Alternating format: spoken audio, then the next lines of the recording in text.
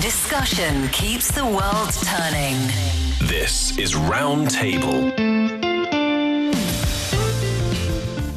Loyalty can be expensive, and for years, platforms have used our personal data to test how much we are willing to spend.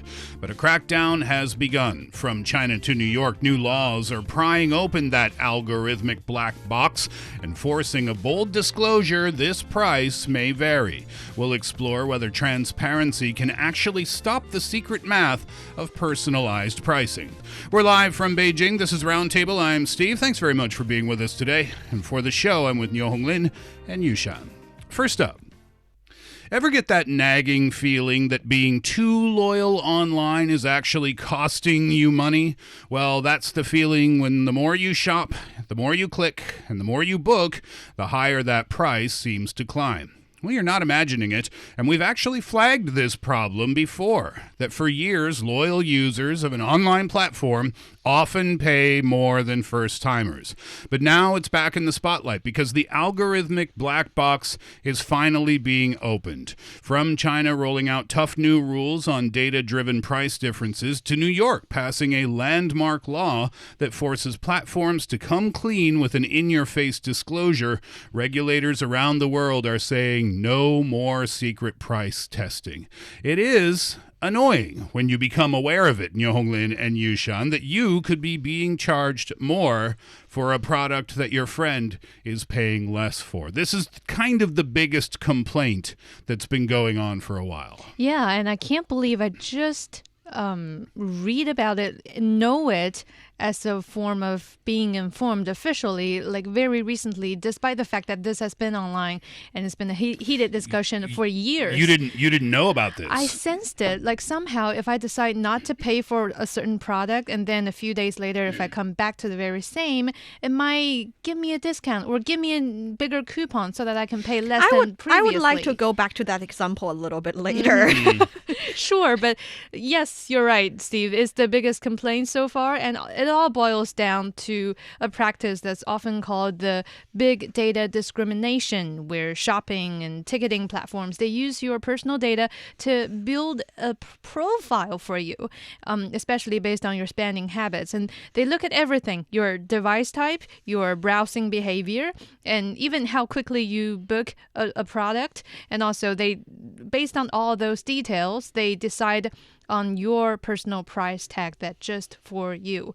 And it could be higher or lower than your friends. And basically, the platforms, they're utilizing these personal data from you as a tool to see just how much they can get away with charging you. Yeah, this is a kind of an interesting and unexpected twist. Oh, Well, here's why I say that. Because, if I have a point card to my local coffee shop, for example, and they say when you buy your 10th cup of coffee, you will get 1 cup of coffee for free. You are being rewarded for your loyalty. Here, it's almost like you are being punished for your spending habits. Yes, and it's more common than you think. According to the China Consumers Association, the phenomenon was listed among the top 10 consumer rights hotspots in the first half of 2024. And a survey released by the Sichuan Provincial Consumers Association found that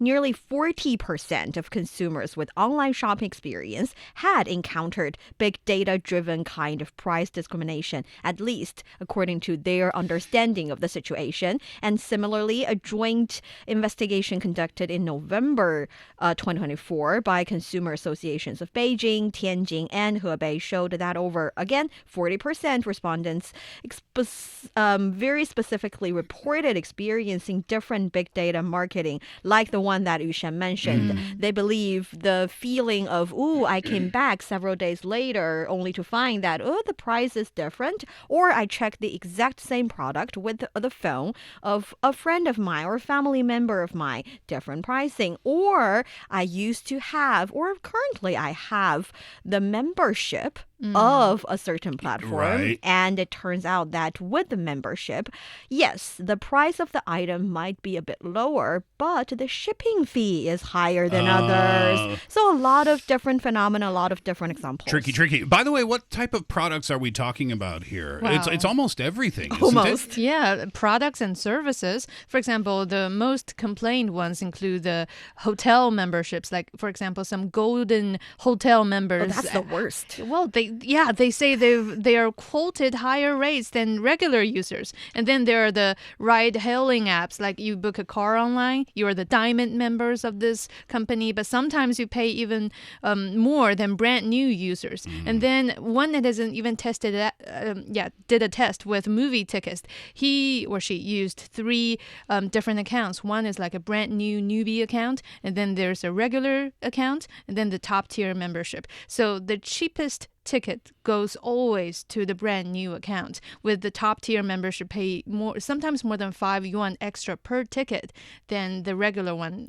So that's like obvious enough. It's covering everything that we use, we pay for on a daily basis. The most sneaky case I have ever encountered was that I followed a specific brand on a social media platform. And when I started purchasing the product from that brand from another platform, which is an e-commerce platform, shopping platform, I realized that the price I got was higher than the one that my husband got. Because he did He not didn't sign follow. up. He didn't sign up. And the two platforms were supposed to be separate from each other. That was the catch. So people feel like this is sneaky. People feel like this is unfair. The issue itself is not new, but the regulations in China are new. Let's go over those if we could. Yeah, that's when we talk about the new rules announced on January the 7th. So just earlier this year, and it's called the Measures for the Supervision and Administration of Online Trading Platform Rules,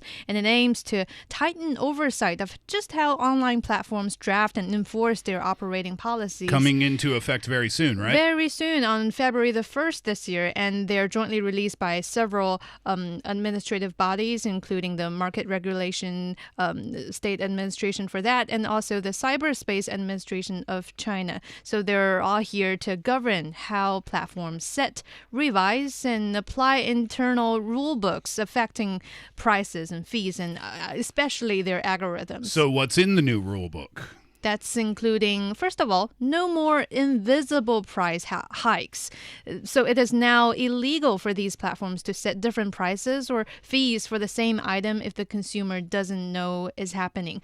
And by that, it means that you need to let the user of your platform know exactly what's going on with the price and even make indicators on that. If the price is going up, it needs to be indicated to the customer. If it's being changed, yes. It is very important because from academic perspective, the practice of let's say, price discrimination in economics, manifesting in online consumption as transition condition discrimination or differentiated pricing, which is what we've been describing. But in theory, differentiated pricing itself is it's not immoral or illegal. It is okay to do that.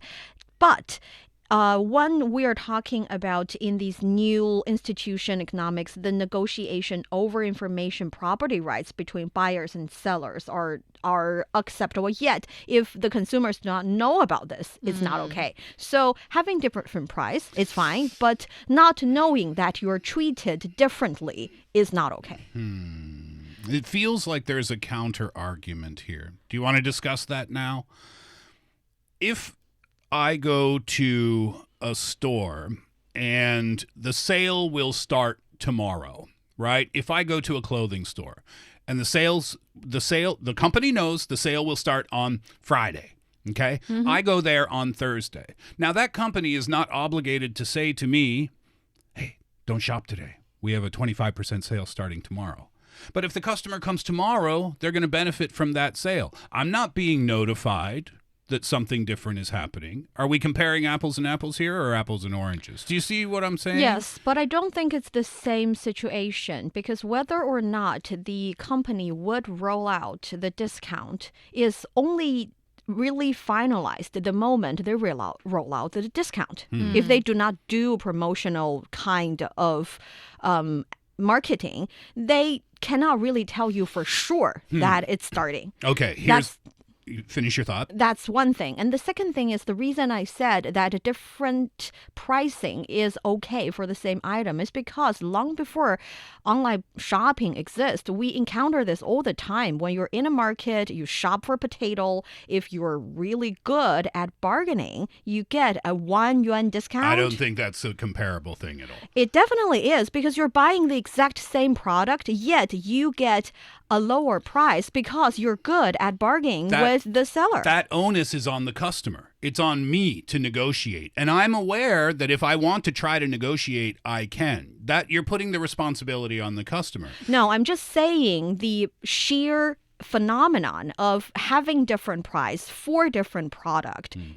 If the price difference is not too high, that it's definitely not reasonable. Yeah. The phenomenon itself is fine. I kind of agree because, if someone's handing out a 10% discount coupon on on the street for a coffee, and I happen to go through the back entrance or something, I don't see the person handing out coupons. I don't get the 10% discount when the customer who went through the front door did.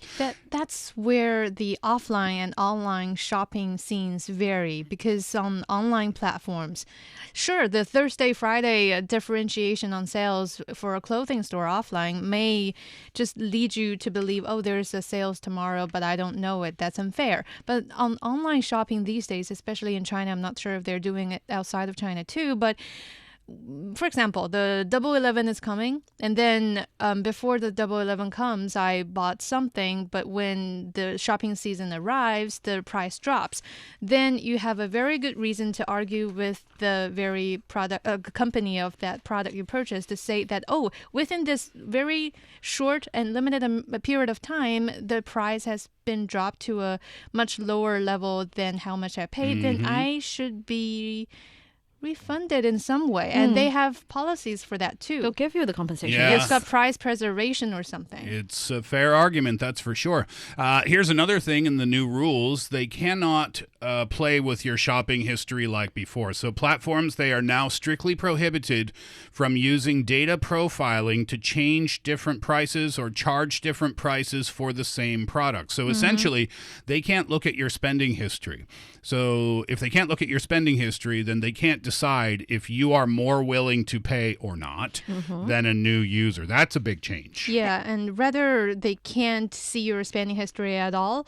It's like it's not a rule to ban the platform from gaining any access of your personal shopping history or data. It's just that they can't manipulate it. They can manipulate you with it as a tool. They can't use that as a leverage to decide how much you're willing to pay.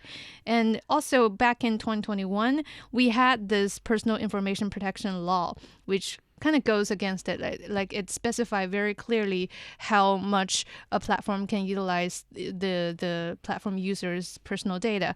But still, people who build those platforms can bake in unfair algorithm writings that's very hard to determine just how much they truly have access of our personal data. So that's something that this new rules is trying to protect us from. Another one being addressed is the fine print, if you will. So This is another big one. Default consent is no longer allowed. You can't they can't just make you auto agree to some types of rules. And we all auto agree because it's just too long, too complicated. But now at least they need to specify the important articles as bold text. And also when they make major changes about your membership or about the membership that you're about to continue, they need to let you know. And also during the time of your membership, they cannot really change articles secretly and sneaking into your benefit and take them away from you. They cannot do that anymore. This is quite good. Now, they will not be able able to change things halfway through, if you will, for membership purchases. Yes. And that means that they cannot charge you more or, like you said, quietly take away your benefits.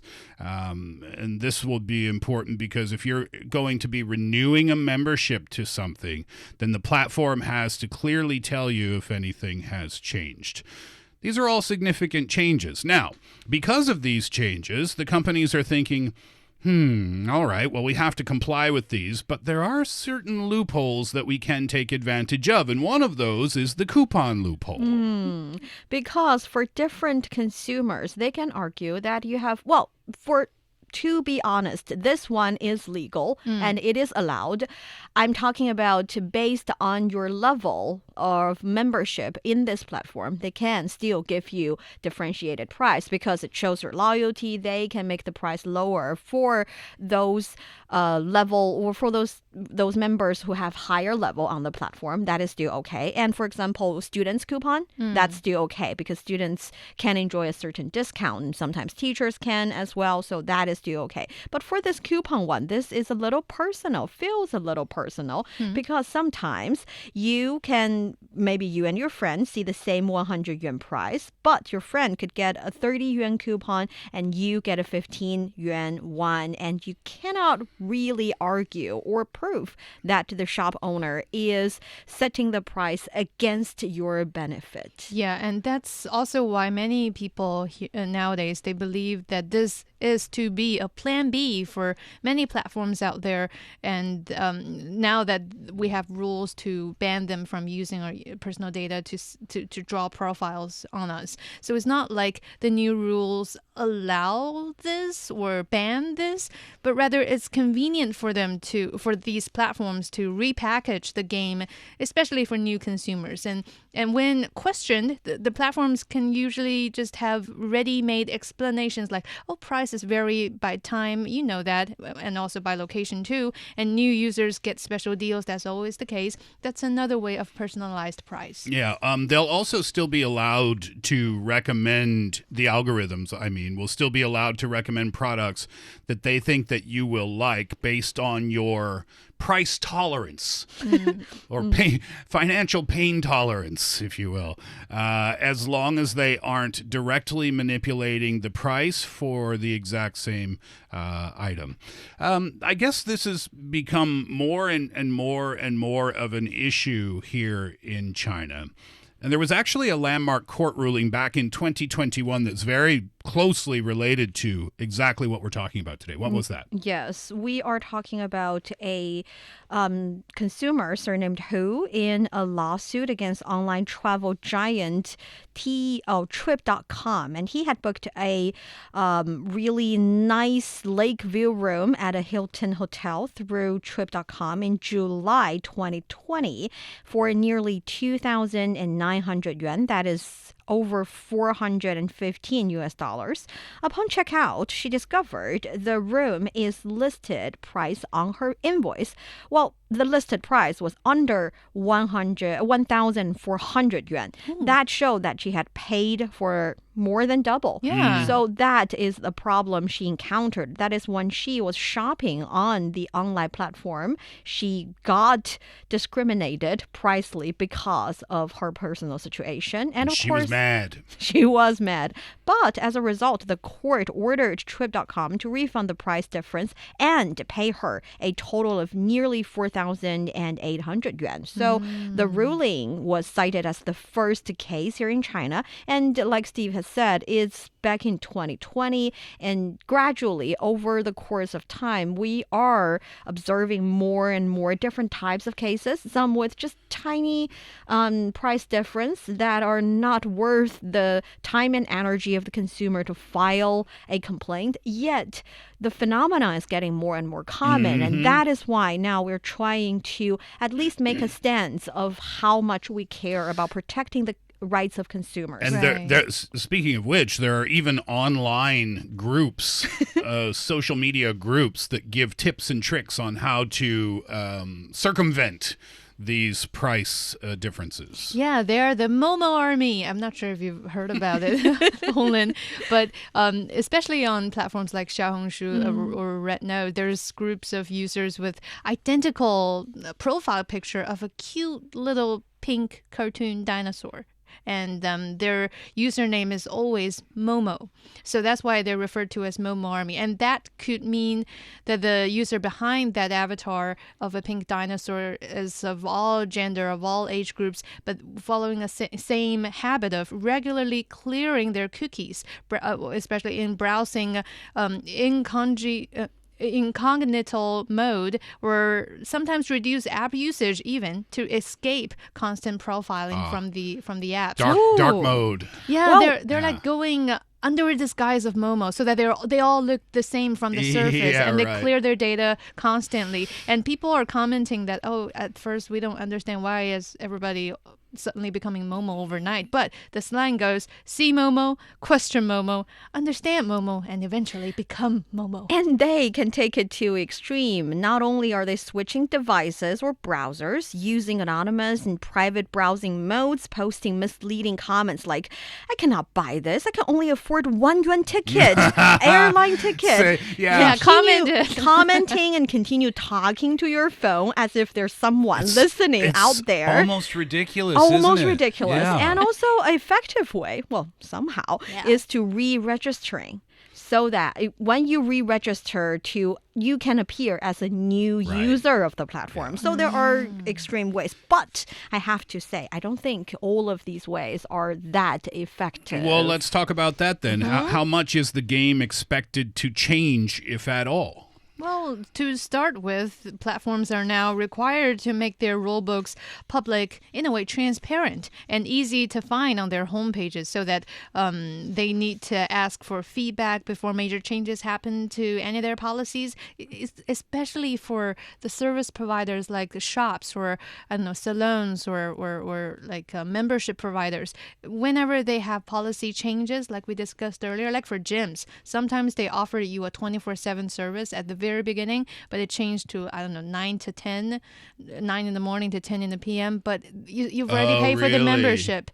So what can you do? You just skip all those hours, or what? You sue them? Yeah. It's not worth it. Yeah. So that's what matters to us normal consumers the most, is that we can see now, and if there's a change to be made, we need to know prior to that happens. So it really gives people time to adjust, plus clearer ways to appeal if merchants or consumers are affected. Yeah, also clearer ways for dispute resolution, because oftentimes you don't know where to go, right? Let's say that you did sign up for a gym that you thought was 24/7. Turns out it's not. Okay, I'm not happy about this, but what do I do now? And this is one of the new deals, is that complaints won't just disappear into a black hole. You'll know where to go and what to do for conflict resolution. Yes, and at the same time, one, we stress the importance of making sure the misuse of information, of the history, shopping history, or other information that can jointly allow or jointly make up a portfolio of you. We would know that there are many, to be honest, I think it's more than just shopping prices. When this kind of things or this kind of misuse of information or of your private data happens, a lot of problems would emerge. And that is not to say that this one regulation can overnight solve the problem. I think previously we talked about, or at least I worded as, the country is making it clear that they are making an effort in protecting the rights of the consumers. Because if you really think about it, here you have to, if you want to start with, if you want to sue the company, sue the platform, you need to collect all the data, all the information, and all the evidence. Yeah. And at the core, you need to prove that the shop owner has set a discriminative price because of who you are, not because of their promotional strategy, not because of the people group you belong to. And that is hard. But with this new regulation, we know that the price or the cost of protecting your rights is lowering, so that when you want to make that decision, it's easier. And that is also a warning sign to the companies. Yushan Yu said you're not sure if this is happening in other parts of the world. It absolutely is. In November of last year, New York's Algorithmic Pricing Disclosure Act, which was a first-of-its-kind statute, took effect, and it specifies this. If a company uses an algorithm to set or adjust prices based on your personal data, things like your shopping history, location, or past behavior, they have to tell you clearly right at the moment you see the price. It's a warning label requirement. So any company doing business in New York that uses an algorithm and your personal data to set your price, they have to be crystal clear about it. So this is what they are required to do now. They have to display a notice on the page on your phone that says very clearly, this price was set by an algorithm using your personal data. That has to be in your face so that you are aware of it. And if you fail to comply, companies, then they could face a fine of up to $1,000 for each violation. That sounds useful, unless every company does that. Yeah, right. If everything you look at as you scroll down says this has been set based on your data, this has been set based on your data, yeah, right, then it loses its impact for sure. And if they don't, I believe consumers can even report that they're not doing what's required, right? There's a mechanism they're building now. Do you care about this, by the way? I mean, is this big for you? Were you personally insulted before? You knew algorithms were setting a price based on you. Well, Yushan didn't know until about 24 hours ago. Yeah. Many people know and are aware that their prices are being set specifically for them. Do you have an issue with this or do you not? That's the problem. I think when we are up against a huge machine in certain kind of beautiful data center running the numbers, we're kind of frustrating because there's not a lot that we can do, and the loss is not massive until it becomes massive. And that's the problem. You don't really want to argue with a drinking shop because they charged you 0.5 yuan more than your friend until you bought your 10,000 cup and realized that the loss is huge. And that is partly also why I believe that this regulation is significant. That is because, to start with, we're making it clear that the country cares and we are doing things to address it. And also, I think the New York regulation is also at least a good temptation to make sure that at least consumers are aware of it. But I don't think a sheer regulation can really just solve all the problems 100%. My hope is on another algorithm run by the regulators. The regulators' algorithm or big data, LM or AI, whatever, they can monitor and check whether or not the algorithm used by the companies are doing something wrong. So I am relying on technology advancement to solve the problems created because of technological advancement. Yeah, and as a consumer, I wouldn't say that this is a great, massive change of all of our lives because people will still go online and shop. That's unquestionable. It's just now the narrative is shifting. It's not that all of the power it lies in the platform's hand. It's about shifting that also to the consumers, to the regulators, even to we miss the part where the online shops that's built upon those platforms are also under protections now, thanks to that rules. So it's a shared responsibility, and it's no longer just one power controlling. How I'm going to use your data against you for my higher profit anymore. Yeah. And that's something positive we see. Yeah, I think transparency is necessary. It's a little bit tricky in that I don't have a problem with offering a first-time customer a cheaper price. Yeah. You hear that transparently. I hear it on podcasts when things are being advertised. First-time customers get a 15% discount. Yes. There's nothing wrong with that. The businesses are trying to drum up new business. That's not the issue. The issue becomes when they're using your history and they're profiling who you are. Right. And they know who you are. And you're not a first-time customer. It's just, will he buy this or will he not? I'm going to put a price difference because I think he will. And now, if you compare that to offline shopping, if Niu Honglin and I walk into a shoe store, okay, and I'm wearing my typical T-shirt and blue jeans, and she's wearing her typical faux fur. She's got her diamond neck. She's all dripped out, right? Yeah. She's all swagged up. Usual practice for Honglin. And they say to me, Steve, those shoes are 100 yuan. And then they look at her and they say, oh, no, for you, those are 500 yuan. Well, that's messed up. Yeah. So why can that happen online? It can't happen online. It shouldn't. And that's why these new regulations are being put in place.